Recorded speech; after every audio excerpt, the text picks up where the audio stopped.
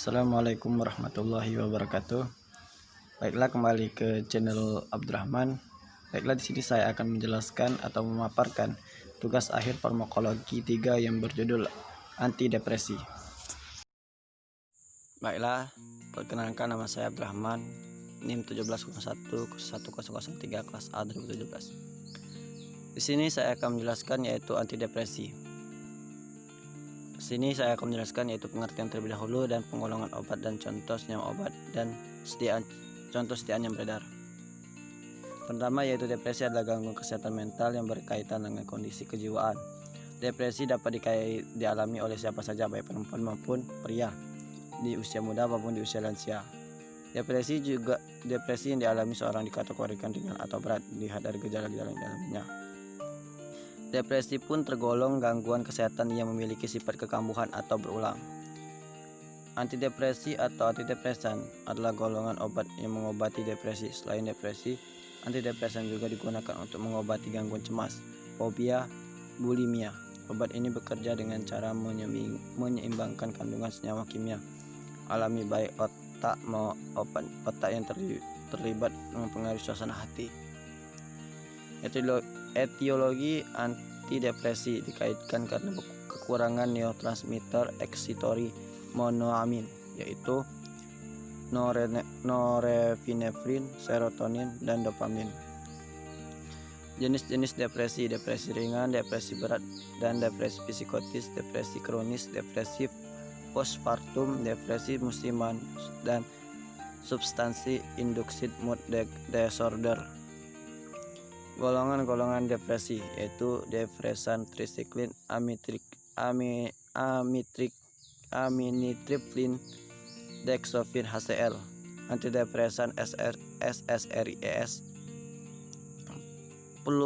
fluoxetine, sertraline, antidepresan SNRIs, venlafaxine, dexolaxine. Selanjutnya antidepresan tricycline, yaitu antidepresan tricycline merupakan obat depresan yang tergolong sudah lama. Seringkali banyak menimbulkan efek samping bila dibandingkan dengan antidepresan lainnya. Jenis ini bisa dipakai bila antidepresan lainnya tidak memberikan respon. Mekanisme kerjanya yaitu menghambat penguraian norepinefrin sekaligus serotonin. Efek sampingnya yaitu kejang, sedasi, hipotensi, efek antikolinergik, gangguan jantung dan fungsi seksual, peningkatan bobot badan. Selanjutnya interaksi obat dextrofen yaitu penggunaan bersamaan dengan arbuktamin, bektamin, kannabis, karbamazepin, semetidin, dan lain-lain dapat menyebabkan peningkatan risiko efek samping tertentu. Amitriptyline, interaksi antara amitriptyline dan MAOI serta isokarboxid penicillin, tranilipromin, dan seleklin dapat menyebabkan sindrom serotonin yang berpotensi letal, yaitu penggunaan MAOI harus dihentikan setidaknya 2 minggu sebelum penggunaan amitriptyline. Sindrom serotonin juga dapat terjadi jika penggunaan amitriptyline bersama dengan SSRI seperti citalopram, sertraline, dan fluoxetine. SSRI juga memiliki efek samping inhibisi cytochrome P452D6 sehingga menyebabkan peningkatan konsentrasi amitriptyline. Contoh sediaan yang beredar di pasaran yaitu dextrofen HCl atau selagon krim 5%. Amitriptyline yaitu amitriptyline tablet 25 mg.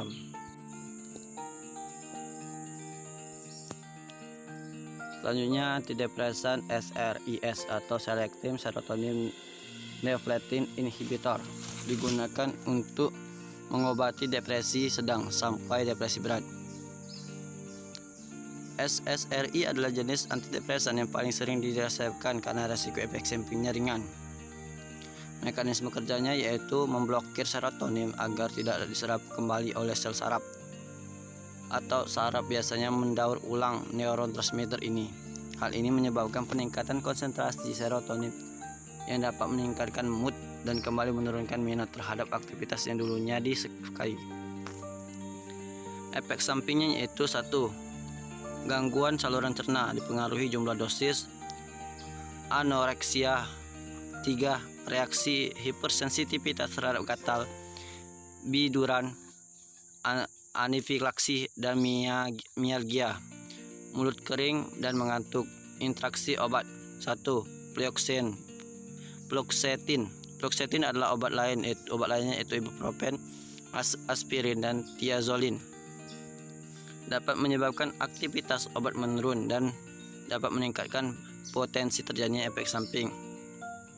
Yang kedua yaitu sertraline, meningkatkan resiko kelebihan dan zat kimia serotonin jika digunakan bersama antibiotik, linezolid, fentanyl, tramadol, dan antidepresan trisiklik. Contoh sediaan yang beredar di pasaran yaitu fluoxetine, yaitu Devresac tablet 25 mg, Noxetine 20 mg. Yang kedua yaitu sertraline, antidepres 50 mg dan Nudep 50 mg. Antidepresan SNRIs atau serotonin norepinephrine reuptake inhibitor bekerja lebih spesifik dibandingkan dengan TCA, sehingga kemungkinan efek sampingnya terjadi lebih kecil. Mekanisme kerjanya yaitu menghambat penguraian norepinephrine sekaligus serotonin. Efek sampingnya yaitu insomnia, hipersomnia, diare, pusing, sakit kepala, nafsu makan berulang, sering berkeringatan, konstipasi, sakit kepala, mulut kering. Interaksi obat. Yang A, meningkatkan resiko keracunan jika dikonsumsi dengan MDAA. Obat antidepresan golongan SRIs seperti fluoxetine. Yang B yaitu meningkatkan kemungkinan efek samping yang lebih fatal jika digunakan bersama dengan antidepresan golongan MAOI.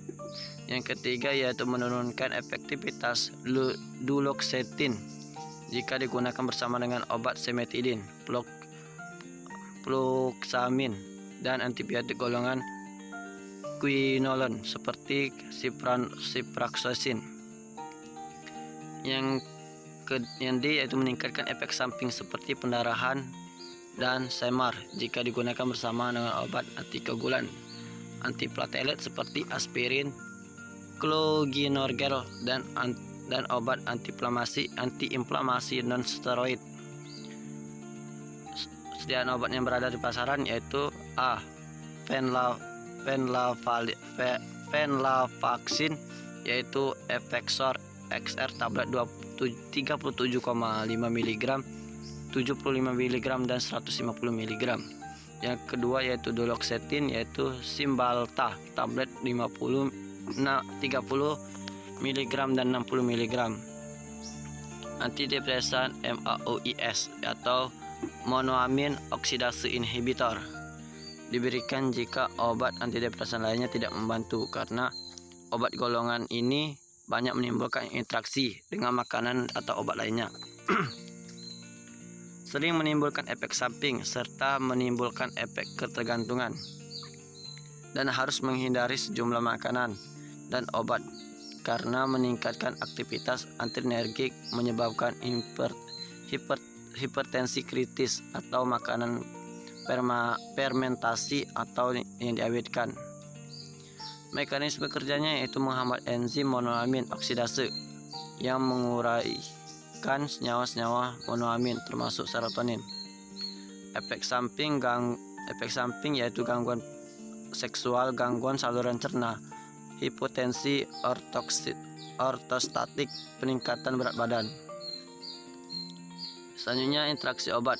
Pertama, sialeklin, diskinase atau pergerakan otot tidak wajar, hipertensi, tekanan darah tinggi, gangguan jiwa, postural hypotension atau pusing, penyakit ginjal kambuhan, kepala terasa ringan, atau pingsan seketika bangun dari tidur atau posisi duduk. Digunakan dengan hati karena dapat memperburuk keadaan. Hati-hati. Yang kedua yaitu Penelzin. Penggunaan bersamaan dengan amitriptyline atau amitriptyline, amoxicillin dan atau atomoxidin dapat mempengaruhi kinerja penicillin. Contoh sediaan yang beredar yaitu pertama Seleclin tablet 5 mg, Transdermal patch 6 mg. Yang kedua yaitu Penelzin 15 tablet mg. Antidepresan atipikal. Antidepresan ini merupakan antidepresan jenis lain yang bekerja sedikit berbeda dengan obat jenis lainnya. Mekanisme kerjanya yaitu bekerja menyerupai analog atau serotonin. Efek sampingnya yaitu gangguan fungsi seksual, gangguan saluran cerna, hipotensi ortostatik, peningkatan berat badan, efek antikolinergik.